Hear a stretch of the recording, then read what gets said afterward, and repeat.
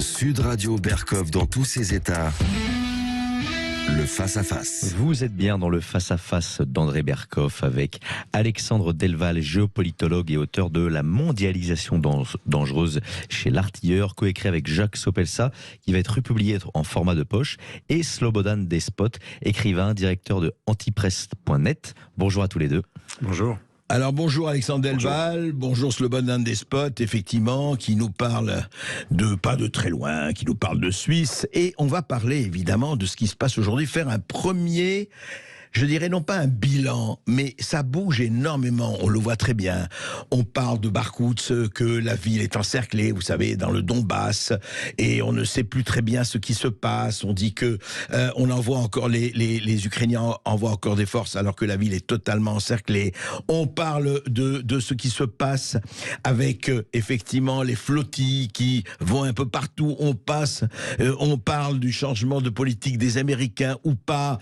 Le monde est encore évidemment totalement impacté par ce pavé jeté, ce gros pavé jeté le 24 février 2022 par Vladimir Poutine et qui fait des cercles concentriques dans le monde entier. Mais alors, où en est-on? Et à un moment donné, Alexandre Delval, on a parlé, on dit oui, mais les positions se figent, on se rapproche dangereusement d'un conflit encore plus armé, un conflit plus généralisé, avec la Pologne, avec l'Europe, avec l'OTAN, etc., etc. Mais on en parlait hors antenne.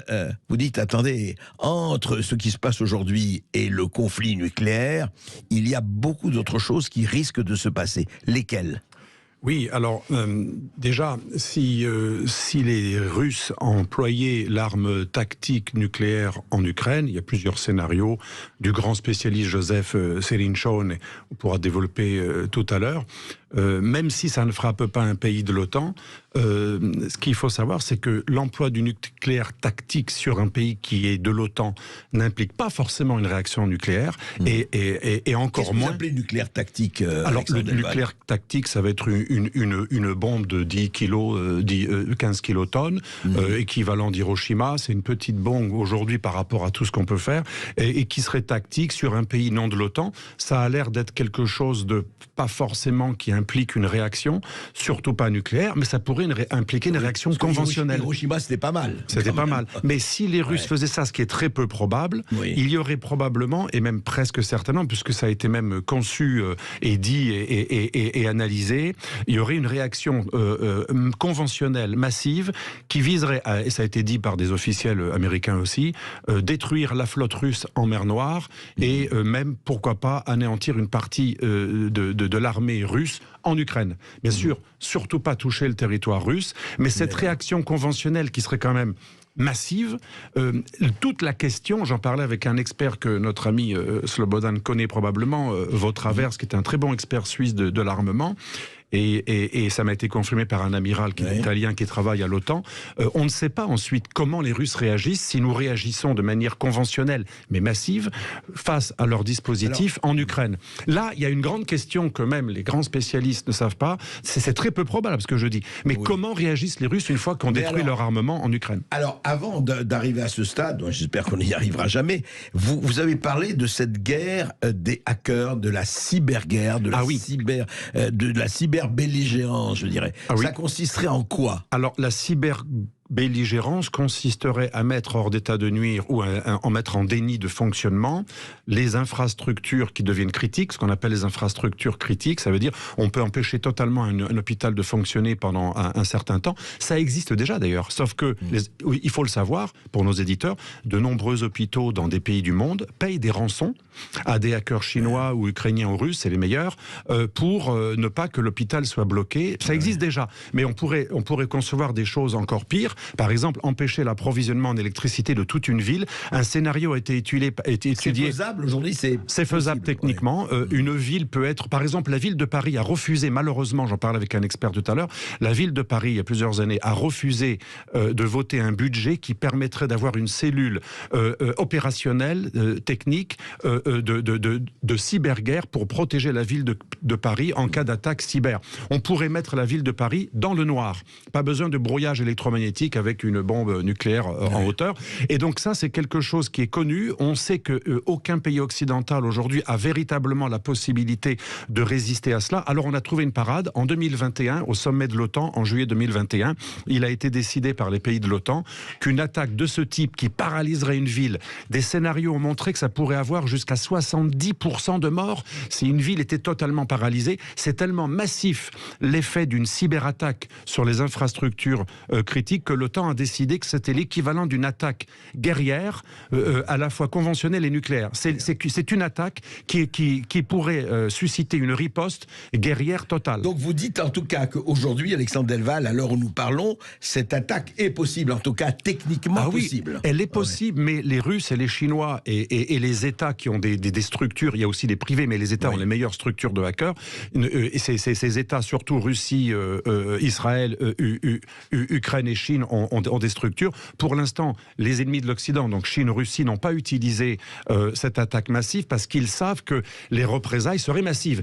Puisque c'est considéré comme l'équivalent d'une attaque conventionnelle, voire même tactique nucléaire, la riposte de l'OTAN, l'OTAN s'est permis n'importe quelle riposte de type de guerre. Et vous donc, dites aussi que pour l'instant, ça les a dissuadés. Mais un jour, peut-être, si nous allons dans l'escalade et que la Russie se sent existentiellement menacée, par exemple, par des livraisons d'avions de combat, rien n'exclut, même si je pense que c'est peu probable, que ce type de scénario en tout cas, et ça peut paralyser une aviation entière aussi. Vous avez dit, ça peut... L'aviation civile, par exemple. On peut paralyser des hôpitaux, des infrastructures civiles et des infrastructures militaires, mais on peut aussi, avec le cyber, paralyser les satellites. Les satellites, on n'a pas besoin forcément d'envoyer un missile intercontinental pour exploser un satellite. On peut le mettre hors d'état de nuire, pas le détruire, mais empêcher son fonctionnement. Et aussi, on peut attaquer aussi sur la mer. Les câbles intercontinentaux sous-marins qui permettent 99% du débit Internet. Oui, et ça aussi, ça n'a pas été fait parce que là aussi, ce serait une attaque de type de guerre. Mais ça a été fait par des voyous. Ou des groupes islamistes, par exemple, à la Corne de l'Afrique, en 2016, on a eu une attaque d'un bateau qui mettait en place un câble sous-marin. Il a été attaqué, il a fallu que les SEAL, les forces spéciales américaines, viennent le défendre. Il n'y a pas que, vous voyez, l'affrontement nucléaire, il y a tout cela, et voilà, on vit à l'ombre de tout cela, il faut le savoir. On reparle avec Alexandre Delval et Slobodan Despot après juste une toute petite pause. C'est passionnant. À tout de suite. Ce sujet passionnant sur la guerre vous intéresse, vous nous appelez au 0826 300 300 pour participer à l'émission. Alexandre Delval et Slobodan Despot auront le plaisir de répondre à vos questions. À tout de suite sur Sud Radio. Je n'aime pas la blanquette de veau. Je n'aime pas la blanquette de veau. Sud Radio Berkov dans tous ses états. Les ondes de choc d'une guerre qui n'en finit pas. Ce qui se passe entre la Russie et l'Ukraine, et puis le reste du monde, hein, pas seulement l'Europe, l'OTAN, l'Amérique, la Chine, etc. Slobodan Despot, vous suivez cela depuis longtemps, et vous suivez, je dirais, presque de l'intérieur, on peut le dire. Et on a parlé ensemble aussi hors antenne de la manière, et faisons une espèce déjà de bilan, sinon d'audit, de la manière dont ici, en Occident en général et en Europe en particulier, en France et ailleurs, on a traité cette histoire. Et on parlait de cette espèce de... Il n'y a plus de le réel, il y a la perception de réel que chacun manipule à sa guise. Qu'est-ce que vous en concluez, Slobodan Despot ? C'est une vaste discussion que vous me proposez là. Absolument. Non, mais c'est presque philosophique. C'est-à-dire que, oui, non, mais je crois qu'elle est aussi à cette dimension. Mais je crois qu'après qu'Alexandre Delval ait parlé justement de là où on est dans cette guerre, on ne sait pas, ça peut effectivement déraper, aller plus loin. Vous, d'ailleurs, quelle est votre opinion là-dessus ? Est-ce qu'on est aujourd'hui dans un comment dire, un état, ça peut durer, je veux pas de prédiction, mais enfin, l'état des lieux aujourd'hui, vous le voyez comment ? Alors la question c'est de savoir évidemment si les prédictions qu'a faites mon ami Alexandre vont se réaliser, si on va entrer dans une guerre qui s'étende à d'autres facteurs sur le terrain militaire que l'Ukraine. En face, il y a évidemment que la Russie, éventuellement la Bélarus, si ça dégénère. Mais est-ce que d'autres puissances que l'Ukraine vont ouvertement entrer en jeu ? Elles sont déjà en jeu. Elles sont en jeu par co-belligérance, puisque il est bien évident que sans la perfusion à la fois militaire, logistique, dans le domaine du renseignement et dans le domaine financier de l'Occident, la guerre serait finie depuis très longtemps. À titre d'exemple de l'ampleur de cette implication de l'Occident dans la guerre, les États-Unis, avec la dernière rallonge de 10 milliards qui a été promise par Biden récemment, auront investi dans l'Ukraine, depuis le début de ce conflit, plus de 120 milliards de dollars. 120 milliards. 120 milliards de dollars, ce qui nominalement est grosso modo le double du budget militaire de la Russie. Vous avez bien entendu, c'est beaucoup plus que le budget entier de la Russie. Le budget entier militaire de la Russie, voilà. C'est ça. Bon, on peut ergoter, on peut imaginer qu'il est artificiellement dégonflé, mais ça fait plus que le budget militaire de la Russie.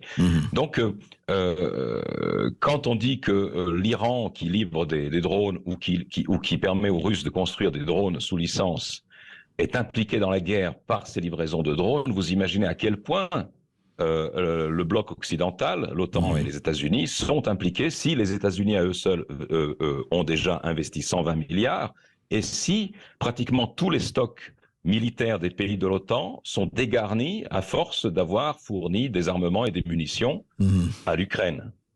Donc, de fait, il y a une guerre. Et lorsque la ministre des Affaires étrangères allemande, Madame Baerbock, a commis sa fameuse gaffe en disant « mais nous sommes en guerre contre la Russie » et tout le monde lui est tombé dessus à bras raccourcis, elle n'a fait que de devancer la vérité de quelques semaines. Parce que l'autre jour, à la conférence sur la sécurité de Munich, une de ses collègues, la première ministre de Finlande, a remercié de nouveau les États-Unis de leur implication dans cette guerre. À la longue, on va finir par quand même dire qu'on est en guerre.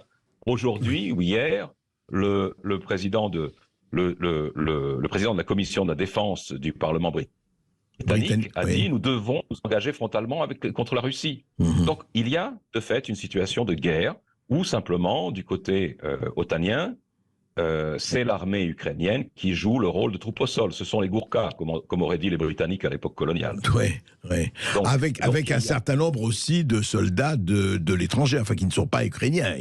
C'est peut-être quelques bataillons, mais enfin ils sont là aussi.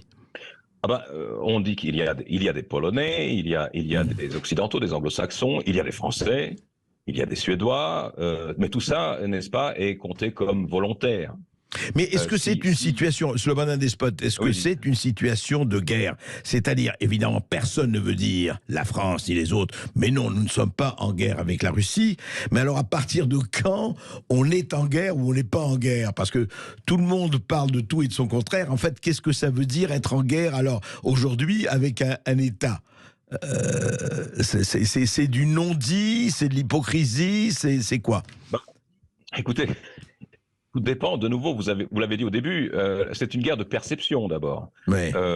Pour des raisons tactiques, stratégiques, diplomatiques, les Occidentaux préfèrent dire aujourd'hui qu'ils ne sont pas en guerre avec la Russie. En revanche, les mêmes Occidentaux, en particulier les États-Unis, mettent en garde la Chine contre le fait que si la Chine devait fournir une quelconque aide militaire à la Russie, c'est-à-dire si elle commençait à livrer par exemple des boîtes de cartouches à la Russie, on considérerait que la Chine est en co-belligérance, c'est-à-dire que la Chine entre en guerre contre l'Ukraine et donc par extension contre l'Occident.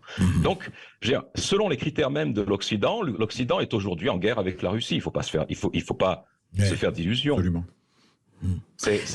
Nous, puisque nous sommes, je suis citoyen suisse, nous sommes en Occident, nous sommes en guerre avec la Russie. Simplement, le sang qui coule, c'est du sang ukrainien et puis quelques volontaires. Mais massivement, c'est le sang ukrainien. On n'ose pas ou on ne peut pas envoyer ses propres soldats. Oui, vous êtes d'accord, Alexandre Delval? Oui, on est en guerre? Je pense que c'est une évidence. D'ailleurs, vous savez, c'est la technique de la cuisson du homard ou d'autres crustacés. Parfois, pour pas les affoler trop, on les met dans de l'eau très tiède, très confortable au début.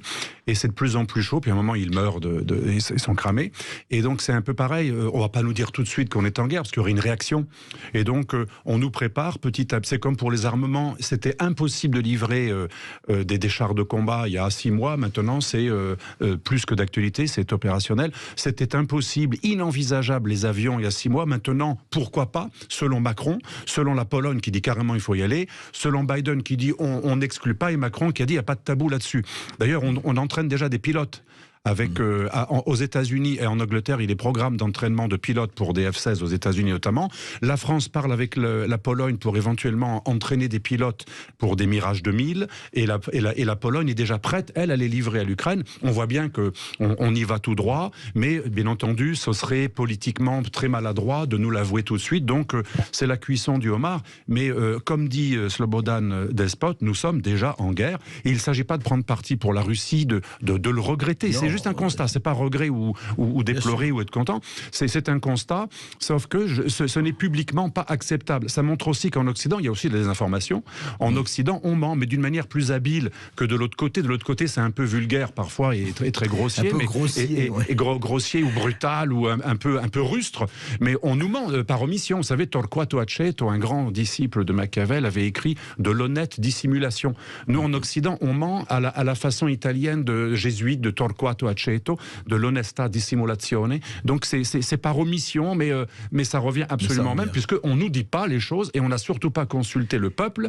Si le peuple français, par exemple, ou suisse, normalement la Suisse est neutre, et je sais qu'il y a un grand débat en Suisse, les gens sont choqués, enfin les gens qui sont adeptes de cette qui tiennent à la neutralité suisse sont choqués parce qu'on n'a pas consulté les Suisses pour les embarquer déjà indirectement dans cette guerre, et nous encore moins.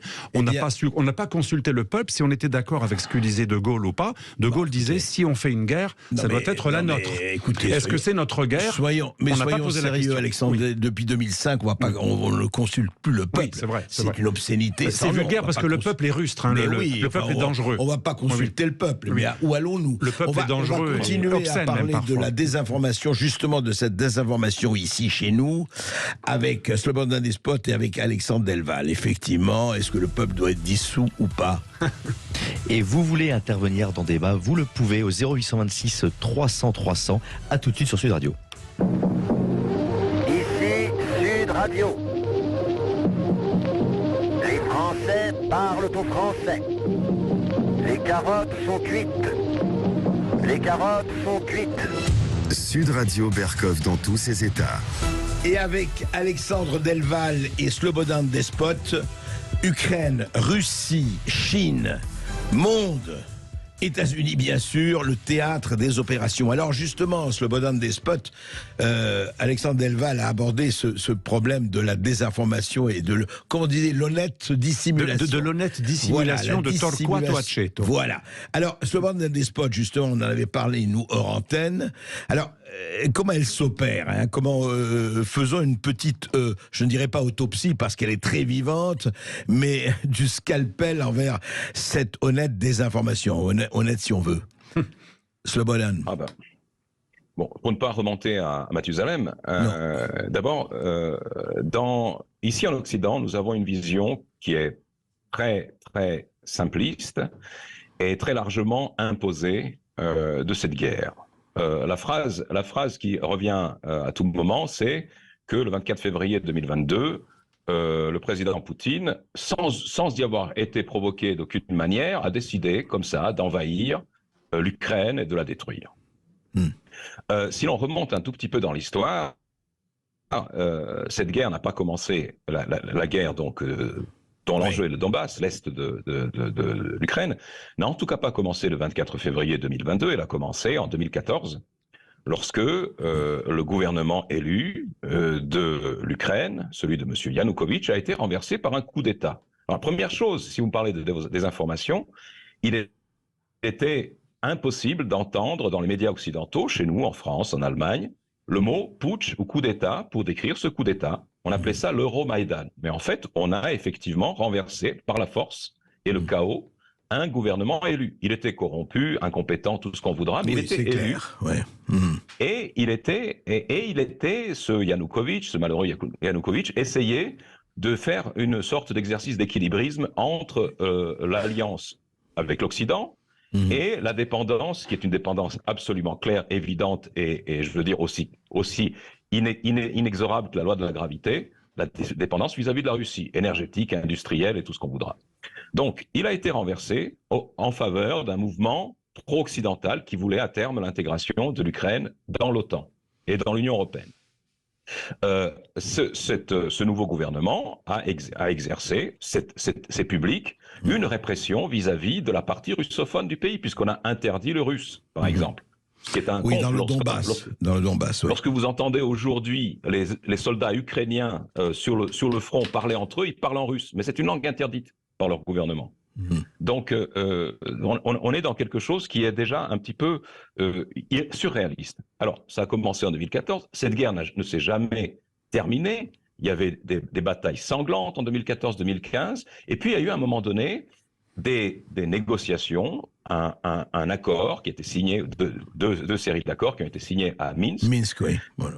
En Biélorussie, sous le patronage, non pas entre la Russie et l'Ukraine, mais entre l'Ukraine et ses minorités russophones de l'Est, sous le patronage de la France et de l'Allemagne. Absolument. Pour engager un processus de paix.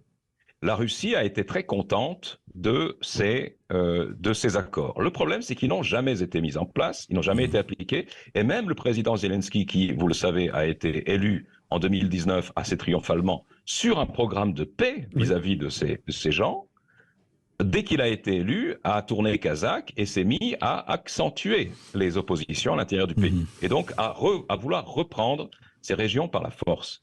Nous avons appris par la suite, depuis le début de ce conflit, de cette phase actuelle du conflit, au courant de depuis 2021, nous avons appris par les aveux explicites de Madame Merkel, et de M. Hollande. Qui étaient donc les deux parrains des accords de Minsk. Nous avons eu la même déclaration disant, au fond, les accords de Minsk, personne de notre côté, donc du côté occidental et ukrainien, ne les prenait au sérieux. On a signé des torchons, des papiers auxquels on ne croyait pas, uniquement pour donner à l'Ukraine le temps de s'organiser, de s'armer, pour en fait reprendre ces régions par la force. En 2019, donc là nous avons un aveu du côté occidental. C'est pas la Russie qui l'invente. En 2019, celui qui était à l'époque, et jusqu'il y a très peu, le communicateur numéro 1 du gouvernement Zelensky, le conseiller du président, monsieur Alexei Arestovitch, dans une interview qu'il donne à une télévision ukrainienne, dit, en 2019, nous allons devoir, vers 2022, engager une guerre avec la Russie, ce sera notre ticket d'entrée dans l'Ukraine, et lorsque nous aurons... Dans l'OTAN. Oui. Et lorsque nous aurons gagné cette guerre, nous serons admis dans l'OTAN. C'est lui qui le dit, c'est pas les Russes. En décembre 2021, Poutine, le président Poutine, voyant que la situation est en train la tension est en train de monter au Donbass et que les accords de Minsk ne sont pas appliqués, Poutine adresse un ultimatum aux Occidentaux en disant nous voulons des garanties sur la neutralité de l'Ukraine. C'est ce que feraient par exemple les États-Unis s'ils voyaient que le Mexique, leur premier voisin, commençait à s'armer contre eux. C'est ce qui s'est passé, le slogan des spots. Il faut se rappeler aussi ce qui s'est passé au moment des fusées soviétiques à Cuba, en 1962, avec Khrouchtchev et Kennedy. Kennedy a dit à Khrouchtchev, a intimé à Khrouchtchev, vous les retirez dans les 48 heures ou alors ça va être la guerre. Exactement, et Khrouchtchev a dit, oui, mais vous avez vos missiles nucléaires en Turquie. Donc là, cette crise a été résolue d'ailleurs par le contact direct de ces deux hommes, mais les deux avaient envie de paix. C'est la grande différence.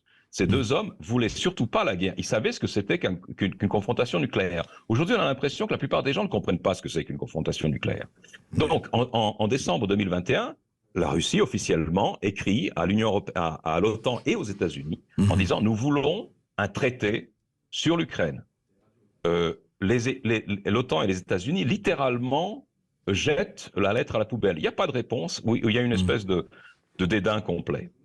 Et puis, en février 2022, un de vos invités, le colonel suisse Jacques Beau, qui est un homme du renseignement et qui est très documenté là-dessus, a signalé qu'au début 2022, il y avait une intensification observée par les observateurs de l'OSCE, donc étrangers, une intensification des bombardements ukrainiens sur les villes du Donbass.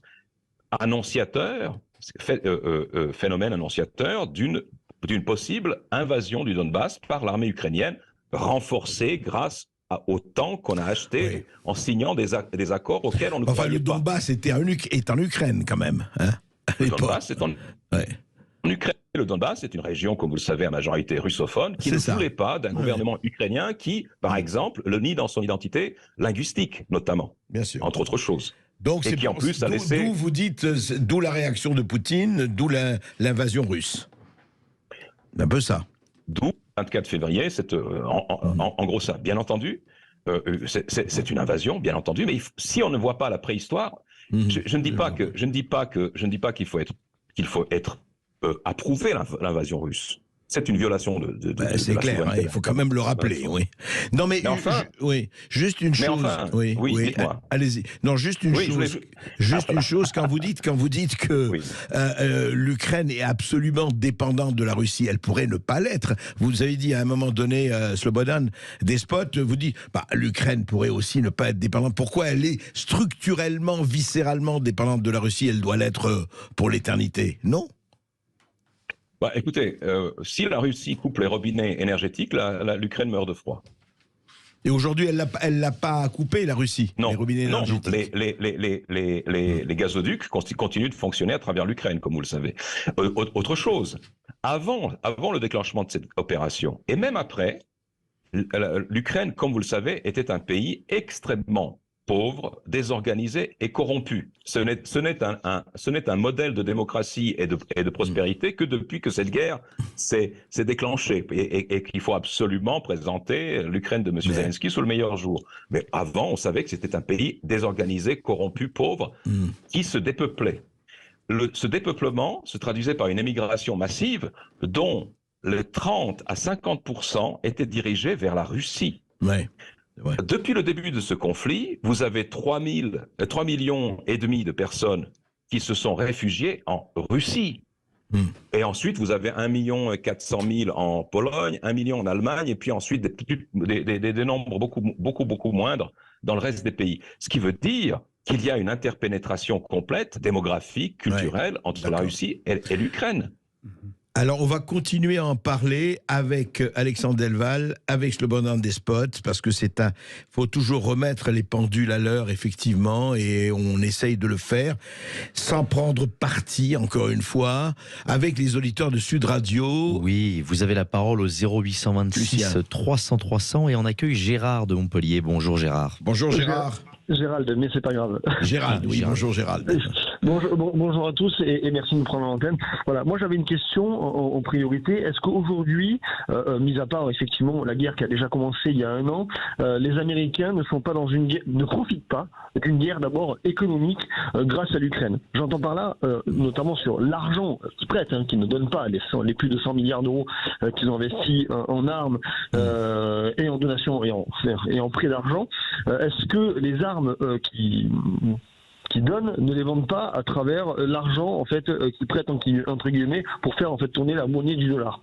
Pourquoi? Parce que l'énergie actuelle qui est le pétrole et autres sont vendus la plupart du temps maintenant en roubles ou en yuan. J'entends par là, je parle évidemment uniquement du pétrole en fait russe. Et le dollar commence à perdre plus ou moins en fait son économie mondialement, notamment avec les BRICS qui vont se créer demain et avec leur monnaie ainsi indépendante basée sur l'or. Est-ce que vous pouvez m'en parler s'il vous plaît? Alors, Alexandre Delval, la dédollarisation du monde ou quoi? Alors la dédollarisation du monde, on a tendance un peu, à mon avis, à l'exagérer de temps en temps parce qu'on n'y est pas encore, mais il y a un processus quand même inquiétant pour les Américains puisque cette monnaie, effectivement, est fondée sur le fait qu'elle a derrière elle une armée. Ça joue quand même, l'armée, le lien entre l'armée et la monnaie, et le fameux pacte de Quincy avec les Saoudiens qui a permis de faire ensuite le pétrodollar, et c'est extrêmement important pour l'économie américaine. Et MBS, et c'est là peut-être que les Américains, c'est ce que j'explique dans mon livre, n'ont pas été assez malins dans leur universalisme pandémocratique prosélyte, en accablant, même si ce qu'il a fait est horrible, MBS pour le meurtre Mohamed Ben Salman, je rappelle. Voilà, MBS, le patron de l'Arabie Saoudite, voilà, l'héritier, patron de facto de l'Arabie Saoudite lorsque il a fait éliminer, parce qu'il le nie, mais c'est lui, il a fait éliminer le fameux opposant Khashoggi. Il y a eu bien entendu des critiques extrêmement dures de la part de l'Occident, pas de Trump, mais quand Biden est arrivé, il a été extrêmement violent. Il a traité MBS comme Poutine en le traitant de criminel, etc., de voyous, de criminels. Et le problème, c'est que les Bédouins de ce rang, surtout les Soudaïris, sont extrêmement rancuniers, et en plus, il est nationaliste, et il a vu là un danger. Et ceci couplé avec le fait que les sanctions américaines extraterritoriales, l'Amérique est le seul pays qui a des lois à portée universelle qui peuvent punir n'importe qui, n'importe quand, dès lors qu'on utilise US person. Le US person, ça peut être le dollar ou un instrument financier américain ou une entreprise américaine. Et il y a pas mal de pays comme l'Indonésie, comme l'Arabie Saoudite, pas que la Chine et la Russie, qui se disent, tous les pays qui se disent un jour peut-être que l'Amérique pourrait nous renverser ou nous punir, ils se disent dollar égale danger. Dollar, alors qu'une monnaie... Surtout après l'histoire du SWIFT, ils se sont dit, attention. Après l'histoire du SWIFT, mais surtout, la monnaie, c'est très important, et est fondée sur la confiance. Si une monnaie égale danger de saisie, rappelez-vous, la Société Générale, 3 milliards, la BNP Paribas, 9 milliards de dollars, et le Trésor s'enrichit d'une centaine de milliards chaque année avec les punitions tous azimuts, et bien du coup, ça a créé un manque de confiance envers cette monnaie. Tous ceux qui ne sont pas dans la démocratie libérale et qui n'ont pas des régimes qui plaisent aux États-Unis, et encore, nous on est proches, on a quand même été sanctionnés, eh bien il y a pas mal de pays qui veulent se dédollariser. Par contre, les Américains sont en train de proposer quelque chose de très intéressant. Il est question, dans le cercle le plus influent de la Fed et du gouvernement américain, de faire $2 dans l'avenir. Un dollar US qui serait lié à l'économie US et un dollar pour le reste du monde.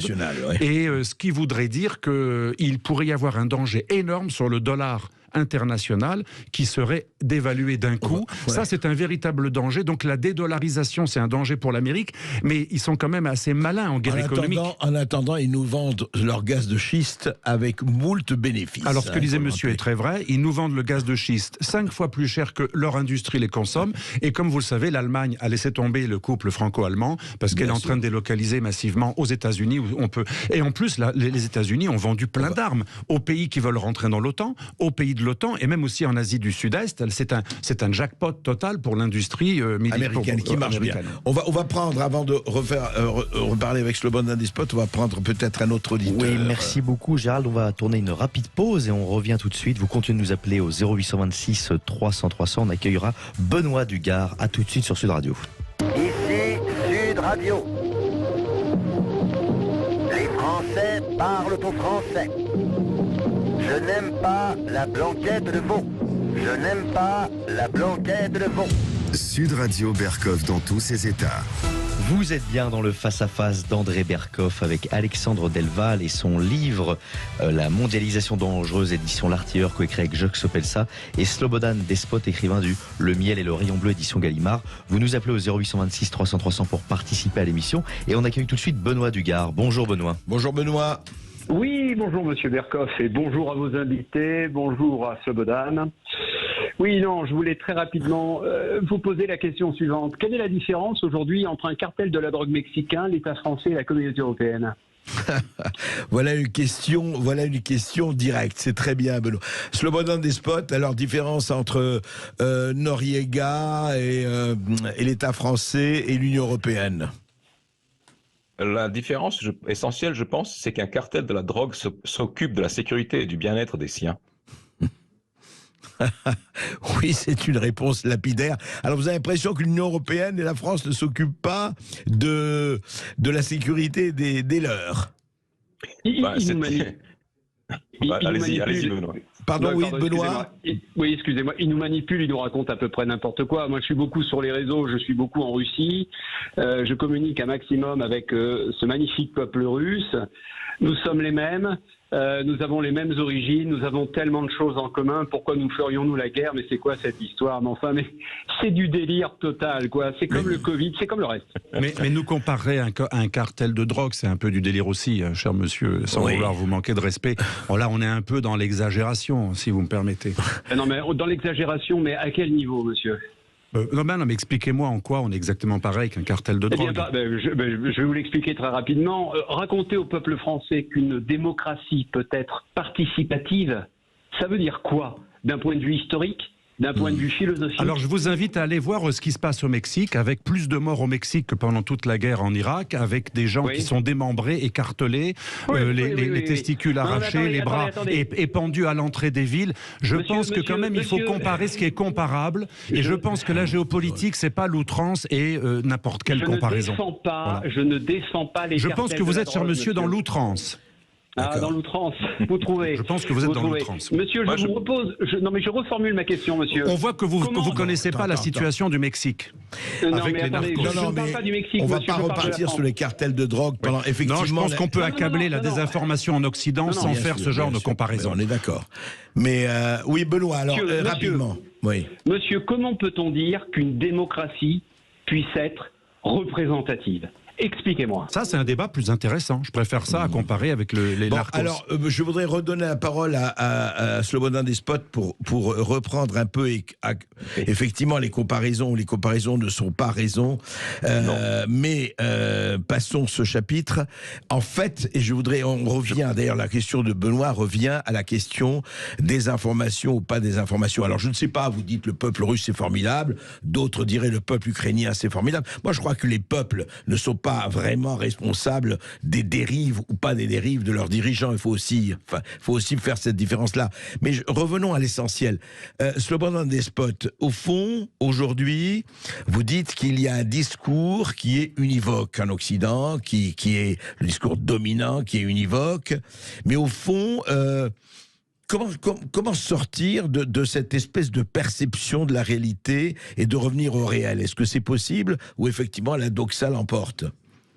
Non, moi, ce que j'ai compris dans la provocation de notre auditeur tout à l'heure, c'est, je ne pense pas qu'il soit dans l'outrance. Je pense que quelquefois il faut lancer un mot comme ça. Vous savez, lorsque le chef d'État américain qualifie son collègue russe de criminel et d'assassin, l'outrance est la même. Je veux dire. Ça vient quand même du président du pays qui a déclenché le plus de guerres et qui a tué le plus de monde depuis la fin des hostilités de 1945. Donc, eux ils peuvent se le permettre, pas les citoyens. Non, mais je pense que la boutade de notre auditeur nous ramène à ceci, c'est que les gens ici en Europe ne comprennent plus ce que font leurs pouvoirs. Vous élisez des gens qui sont censés défendre vos intérêts, qui sont censés, d'une certaine manière, de manière évidemment différée et déléguée, accomplir votre volonté ou la volonté d'une majorité de votre population, de votre peuple, et vous voyez ces gens qui s'engagent pour des choses qui n'ont rien à voir avec votre bien-être et avec vos intérêts. C'est-à-dire, comme disait Alexandre tout à l'heure, est-ce que ces guerres, est-ce qu'elles sont faites en notre nom, et est-ce qu'on a vérifié si nous étions d'accord de les faire ? Voilà, ça c'est important. Je ne pense pas. Je ne pense pas qu'on soit d'accord.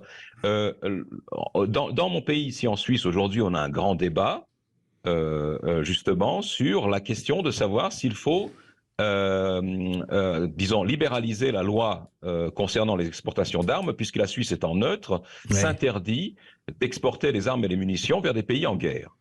Donc, elle subit des pressions colossales aujourd'hui pour livrer des munitions pour les pièces d'artillerie allemandes qui vont en Ukraine, et puis aussi pour céder ces chars Léopard à l'Allemagne qui les réenverrait en Ukraine.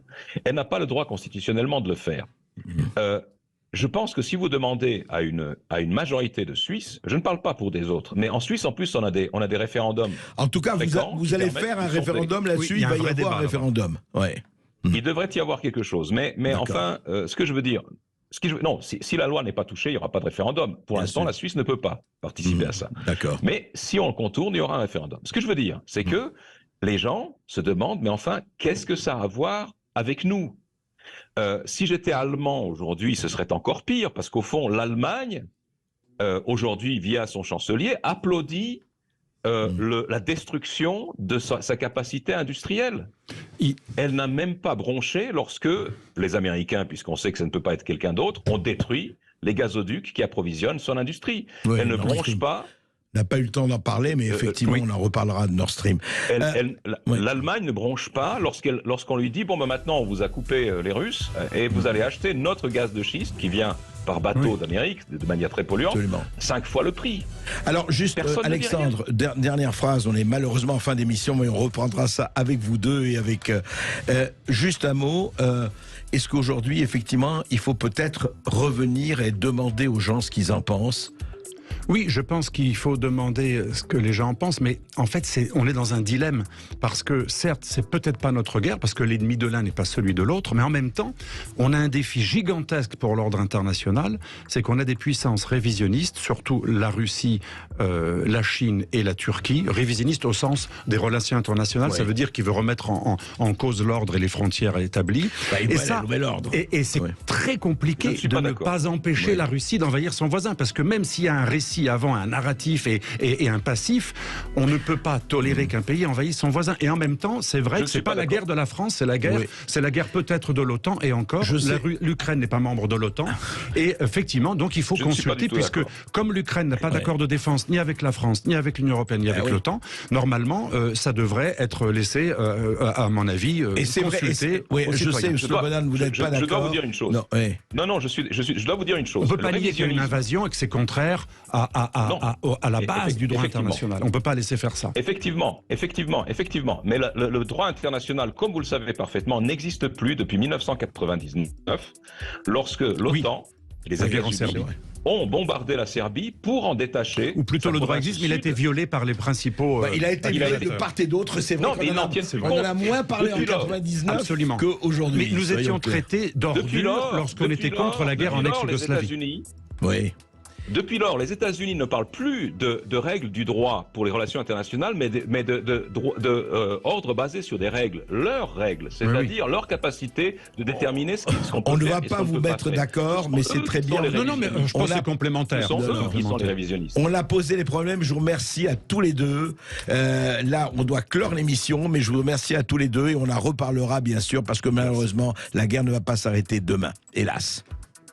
Merci d'être toujours aussi nombreux à nous écouter. Tout de suite, l'émission de Brigitte Lahaye. À tout de suite sur Sud Radio.